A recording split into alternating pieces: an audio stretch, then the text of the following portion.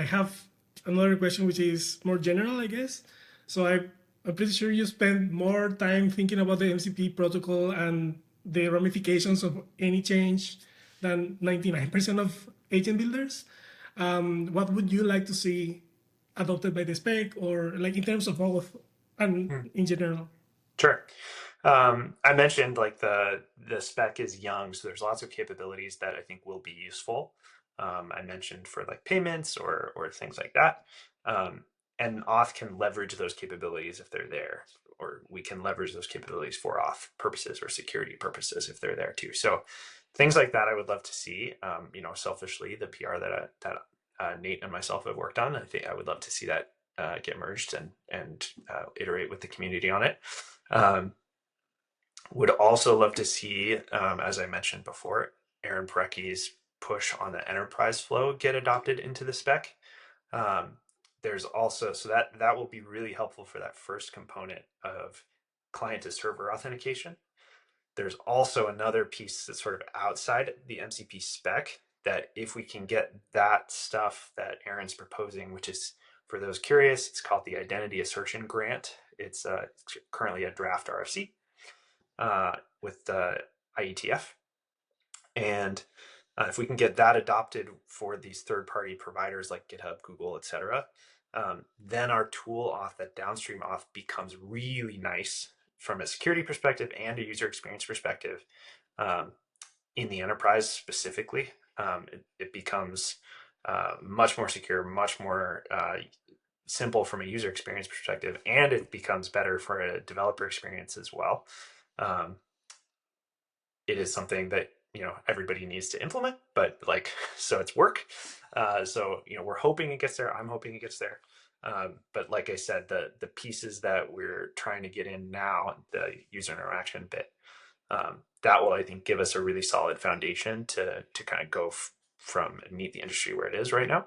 I think the other big piece that's, again, sort of like part of MCP, but in general too, a lot of security concerns and considerations that are in the spec right now and being talked about and discussed in the community are around, what if the user connects to an MCP server that's malicious?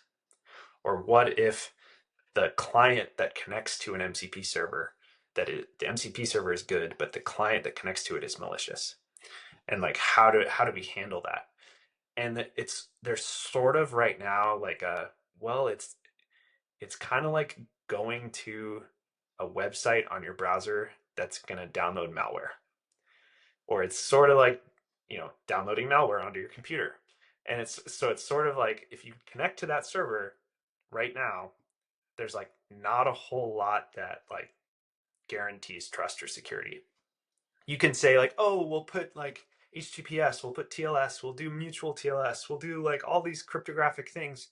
But at the end of the day, like, an attacker can do that too, and a malicious server can do that too.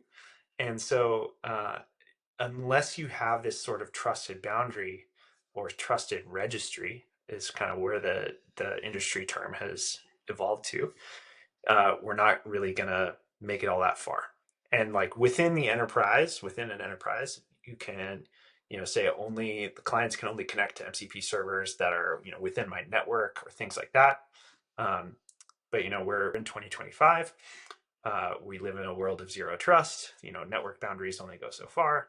So really, I think the goal that I would love to see evolve is sort of an registry for MCP. And folks like Amazon, Microsoft have like announced that they're going to do this, which is great. I'm sure there will be a bunch of startups that do it as well. But it really affords the opportunity for like a sort of an app store for MCP. And like then people can know like, oh, okay, Eve's server is good and it's registered and it's great, and attacker's server is not in the registry and it's not good. So I think that'll provide a lot of trust for folks, and again solve sort of this like base elephant in the room problem of like, what if the server is just bad, it steals my data, whatever.